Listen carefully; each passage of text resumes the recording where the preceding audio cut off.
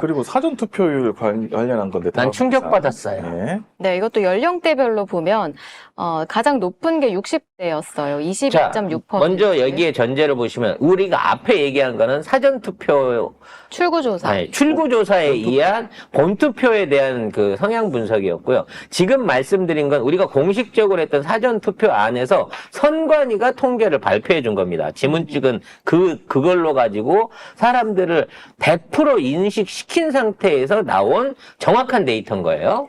네, 앞서 말씀드렸지만 60대가 가장 높았습니다. 22.6%고요. 그 다음이 50대, 22.51% 비슷하죠. 그리고 40대가 낮았어요. 15.65%. 그리고 가장 낮은 게 30대였는데요. 11.26%입니다. 저 충격받았어요. 우리가 역대급으로 높은 사전투표율을 보일 때 나는 그게 7할이 진보층 40, 50대인 줄 알았어. 네. 나도. 근데 막상 까봤더니 60대가 제일 많이 했다는 거야, 60, 70대가. 그래서 갑자기 또, 야, 이거 진짜 동원했나?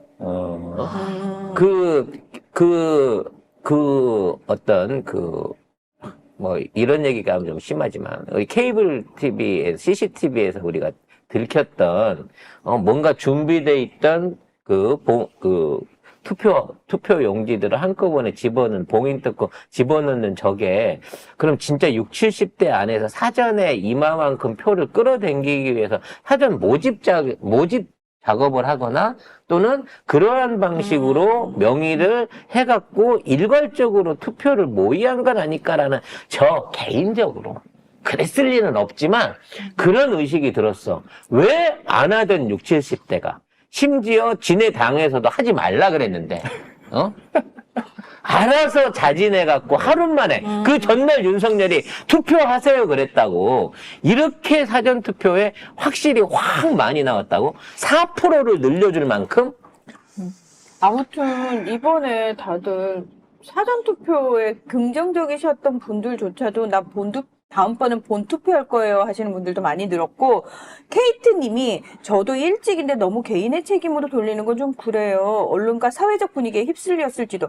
이 부분 저희가 늘 지적하는 부분 맞습니다. 사실. 근데 왜 언론이 이렇게 99대 1로 편파적이냐고.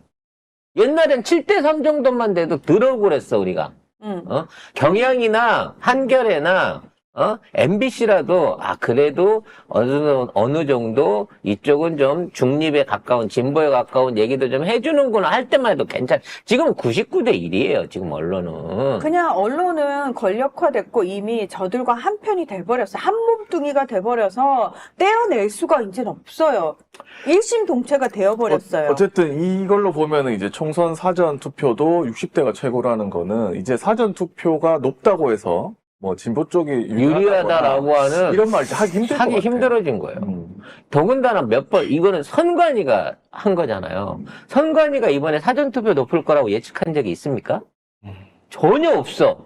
이거는 아무도 예측 못한 이번 선거만의 매우 특이한 사항이에요. 근데 우리가 아까 이 국장이 60대 초반에는 이제 진보적인 사람들이 많이 넘어간 거다. 왜 50대에서 이제 60대가 되신 분들.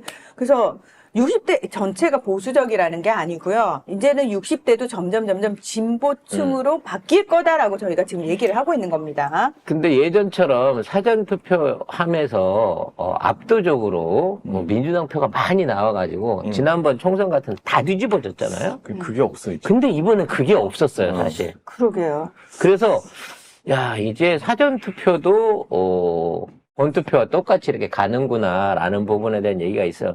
많은 분들이 저한테 무슨 강서구 투표함 개봉 사건이나 은평구. 아니, 그거는 이제 집어넣은 거고, 이번에 이제 본투표에서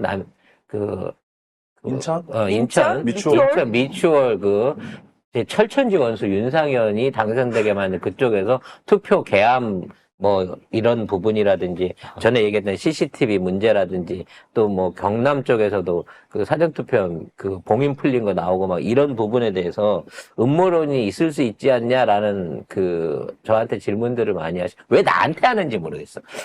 기본적으로 제가 이번 사전투표 하는 데 있어서 할 수 있는 방법이라고 하면 함을 통째로 바꿔치기 해야 된다는 말씀을 드린 적 있잖아요. 그리고 그 함을 통째로 바꿔치기 하는 것도 어려운 게 몇 명이나 사전투표를 할 것인지 숫자를 알아야 된다 그랬잖아요. 네. 그래서 그 두 가지 옵션 때문에 힘들다고 했는데 이번에 이제 이 내용을 보게 되면서 갑자기 이게 가능하네라는 생각을 하게 된 거야. 함이 없어졌다고 했다가 어. 나중에 또 있더라 뭐 옆에 있었는데 안 가르쳐줬다. 그러니까 함 가로채기가 가능한 시스템이 되네. 진짜 감시의 사각지대로 투표함 3개가 없어졌다 나타나네?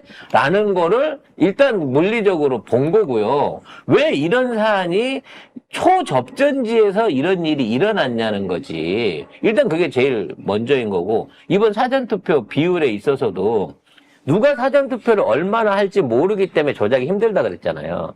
근데 지금 이 상황이라면 누군가가 아예 사전투표를 할 걸로 명의를 빼놓고 있는 명단이 따로 있다면, 즉 어떤 사람한테 어떤 사람들 집단은 이게 예를 드는 거야. 어떤 모집단을 모아가지고 100명, 200명, 2000명을 해갖고 당신은 이번에 사전투표 하는 걸로 돼 있는 거야. 지금 본투표장에 가면 안 돼. 사전투표 하는 걸로 그냥 하는 걸로 끝났어. 라고 해서 사전에 이거를 모집해가지고 거기에 대한 투표를 미리 지정을 해놓고 그 숫자를 현장에 안 왔는데도 예를 들어 이 사람 2,000명은 이 사전투표 한 사람 해갖고 나중에 해킹을 해갖고 그 몫을 끼워 넣을 수 있는 시스템이 있었다고 하면 제가 얘기했던 9단계의 철저한 개인 인증도 빠져나갈 방법이 있네? 라고 하는 또 그런 음모론을 또 생각하게 되더라는 거지. 근데 그 현장에 직접 이제 여러 경험이 있으신 분들 얘기를 제가 좀 들어보니까 그렇게 쉽지가 않대요. 그럼요. 쉽지 않은 거예요. 개표 과정에서는 진짜 그거 쉽지가 않대요. 너무 보는 눈이 많다고 합니다. 예. 그래서 이번에 개표 과정에서 철저하게 지켜보고 이거 관련된 얘기를 했잖아요. 그래서 방금 제가 한 얘기는 제 개인적인 내피셜입니다. 저는 원래 이 부정투표, 사전투표에서는 불가능하다 그랬는데 사전투표에서도 아까 얘기한 것처럼 미리 몇 명은 사전투표 명단이 나와 있는 상황에서 이 사람들이 부재인 상황에서 우편 봉투로 사전투표가 어디선가 만들어질 수 있는 가능성, 제가 워낙 그 미국에서 많이 그걸 봐서 그래요. 트럼프 때 얘기입니다. 아유, 참. 자, 트럼프 그걸로 지금 재판 중인데 그렇죠. 왜 그러세요? 두 번째는 투표함을 통째로 바꿔치지 않는 한 절대 감시에서 벗어날 수 없습니다. 근데 실제 감시에서 벗어난 상황, 미추홀이었고요. 갑자기 봉인이 뜯겨 있는, 오픈이 돼 있는 사전투표함이 경남 함양인가요? 그쪽에서 나왔던 사례는 이거는 뭔가의 찜찜함을 보게 합니다. 그리고 또 하나, 4번째 제가 이번 사례로 본 거는 지난번 때 전체적인 지표로 따져갖고 전국에서 5% 정도의 저기가 나왔다 그랬잖아요. 대선 때도 그렇고 지선 때도 무효표. 그래서 지난번 대선표 이쪽에서 나온 게 약 400만 표였어요. 어마어마한 숫자가 나온 거죠. 근데 이번에도 일부 지역에서 5%가 넘는, 지난번에랑 똑같은 거예요. 5%가 넘는 숫자의 무효표가 나온 지역이 있어요. 그게 어디냐? 대파일러하고 김연혁 교수가 붙었던 수원에서 실제로 양쪽의 득표수를 넘어서는 5%가 넘는 5천여 장 가까운 무효표가 유일하게 거기서도 생겼단 말이에요. 똑같이 인천 지역이 있는데 인천 지역 4개, 수원 지역 4개 구에서 유일하게 대파일러 나왔는데 김준혁 교수랑 그 초접자를 펼쳐갖고 나중에 수개표 해갖고 결정이 났던 이쪽 지역에서만 5%가 넘는 무효표가 나왔다는 거지. 그래서 이번에는 400만 표보다 훨씬 줄은 60만 표 정도의 내외의 무효표가 나가긴 했지만 그 무효표들이 집중적으로 많이 나온 지역이 접전 지역이었다는 거야. 그래서 좀 찝찝하더라는 거지. 그냥 제 내피셜에 우연이겠지. 진짜로 누가 얘기하는 것처럼, 김준혁을 찍으러 갔다가 하도 김준혁 욕을 많이 들어서 그냥 김준혁, 이수정을 같이 찍어버렸던 사람이 많았다, 유독 그쪽 지역에. 이런 말도 안 되는 핑계가 나올 수 있는 거죠. 왜냐면 그거는 다 수개표를 했으니까 나중에. 어찌 됐거나, 이기긴 하였으나, 뭔가 찜찜한 느낌을 지울 수 없는 이런 것들을 해결하기 위해서는, 현장 투표, 현장 개표가 사실은 유일한 방법이다. 좀 더 철저한 선거 감시, 투표함이 사람들 눈에서 사라지지 않게끔 감시할 수 있는 그런 준비가 진짜로 필요한 거다. 라는 생각을 좀 해봐요. 네, 다음번 지선과 다음번 대선 때는 이번에 제기됐던 의혹과 문제들을 또다시 보완할 수 있는 선거 방법들이 개선이 될 거라고 생각을 합니다. 자, 아까 이제 한경에서 아까 우리가 지금까지 얘기한 얘기를 정리를 했어요. 보수의 콘크리트가 줄고 있다. 이런 얘기가 있는 건데, 자, 어떤 얘기인지 한번 기사를 정리해 보겠습니다. 네, 총선 이후 여권 관계자들은 우리나라 인구 구조상 보수 정당은 앞으로도 제1당이 되기 어렵다는 걸 보여준 선거였다고 평가했는데요. 왜냐하면 보수 핵심 지지층인 1960년대 이전 출생자가 인구에서 차지하는 비중이 갈수록 낮아지고 있기 때문입니다. 이 세대의 인구는 4년에 한 번 총선을 치를 때마다 100만 명씩 자연 감소하고 있습니다. 사실 이게 원래 제목이 줄어드는 보수 콘크리트, 총선 때마다 100만 명씩 자연 감소였거든요. 근데 제목이 2030 못 잡으면 여참패 반복으로 바뀐 것 같아요. 처음에 내가 딱 볼 때, 이거 100만 명씩 감소한다고? 그럼 왜 감소할까? 이민 가시나? 사망한다는 얘기 아니에요, 그렇죠. 결국은. 네. 네. 그래서 이 기사를 보면은 이 세대, 그러니까 60년 이전 출생자가 4년에 한 번씩 100만 명씩 감소하는데 2016년에는 20대 총선 당시에는 1294만 명이었고 21대 총선에는 1196만, 이번 총선에서는 1087만 이렇게 되어 있습니다. 그러니까 다음 총선에는 그러니까 1000만대가 깨져요. 967만 정도 이렇게 감소할 거라고 보고 있습니다. 이제 시기에 따라서 매번 이제 노인 인구가 감소하는 건 너무 당연한 거죠, 사실 따져놓고 보면. 그래서 나는 이 숫자가 줄어들었기 때문에, 이렇게 자연적으로 사망했기 때문에 보수 콘크리트가 무너진다라는 이 표현은 뭔가 어폐가 있다고 봐요. 아니, 사망을 하는 사람이 있으면 새로 태어나는 사람이 있고 선거 연령대로 진입하는 사람들이 있잖아요.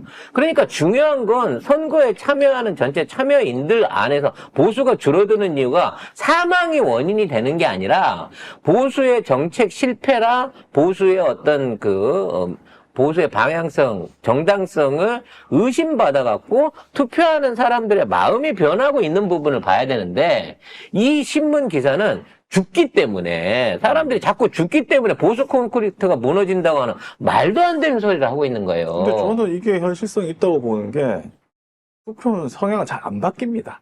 그 스윙보터 하는 사람들 말고는 죽을 때까지 이번 찍은 사람 이번 찍고 이번 찍고 진짜 큰 변화가 있지 않는 이상 그렇게 하는데, 그 비율도 중요해요. 전체 유권자에서 19대 총선 당시에는 이 60년대 이전 출생자가 34.8%였습니다. 근데 이번 총선에는 10% 급감해서 24.3%입니다. 뭐죠? 코로나가 큰일 했나? 비율이 10% 넘게 줄고, 그 다음 2028년에는 4년 후에는 21.4%까지 줄어들어요. 그래서 이 기사는 말 그대로 정치는 변함없이 고여있는 물인 건데, 그 지지자들이 사망함으로써 투표율이 변한다, 이런 쪽에 맹점을 두게 되면 각 세대 간에 지금 내가 갖고 있는 진보와 보수의 이 사상 자체는 평생 안 변한다는 소리나 마찬가지야. 여기에 앞으로 기사가 변화하려고 그러면 사람들이 또는 지지자들이 정책을 보고 노선을 바꿀 수 있고 새로운 지지, 그러니까 그동안 하지 않았던 방향으로 지지를 바꿀 수 있는 성향이 생겼다. 그런 쪽을 앞으로 조심해야 된다. 새로 들어오는 사람들 또는 기존에 있는 사람들을 얘기를 통해서 설득을 통해 가지고 우리 쪽으로 끌어오는 변화가 생기고 있다. 이런 얘기를 해줘야 되는 거야. 죽었기 때문에 이번에 민주당이 이겼다라고 하는 식으로 몰아가는 거는 말도 안 되는 얘기예요. 아니 나는 현실적이라고 봐요 이게. 그러니까 뭐 물론 전혀 없다고는 할 수 아니, 없겠지만 왜냐면 공약을 보고 누가 찍습니까? 태도를 보고 누가 찍습니까? 왕자 해도 하고 발 올려도 윤석열 찍고 그냥 찍는 거예요. 내가 볼 땐 그래. 그래서 앞으로는 그런 짓거리를 하는 정치인들을 유권자들이 싫어해서 유권자가 그동안 해왔던 다른 선택을 할 수 있다라고 하는 부분을 경고를 해야지. 아, 이렇게 계속 죽어나가면 결국 보수 괴멸돼요? 라고 기사 쓰는 거는 협박밖에 안 되는 거야. 아니, 말도 안 되는 게 그러면은 새로 진입하는 애들은 다 진보란 전제 하에. 그러니까. 아니지, 아까 우리 봤잖아. 20대 남자들이. 오히려 더 보수적이잖아. 근데 이제 70대 이상은 보수 쪽이 훨씬 많으니까. 그러니까 하는 저- 거죠. 20대 남자들 보수 쪽이 훨씬 많아요. 아니 근데 이렇게 치면 이거 다 보수라고 쳐도 조국혁신당 합치면 뭐 반반이 반반은 45대 됐다니까? 55 정도 돼요. 반반은 됐어요. 어. 그러니까 이제는 반반이기 때문에 그 반반이 중요한 게 아니라 그 반반에 있는 데서 누가 균형을 무너뜨릴 거냐. 그걸 갖고 그거를 정책이라든지 어떤 평가, 행정 능력이라든지 이런 거에 대한 냉엄한 평가로 이걸 정리를 해야 된다는 거죠.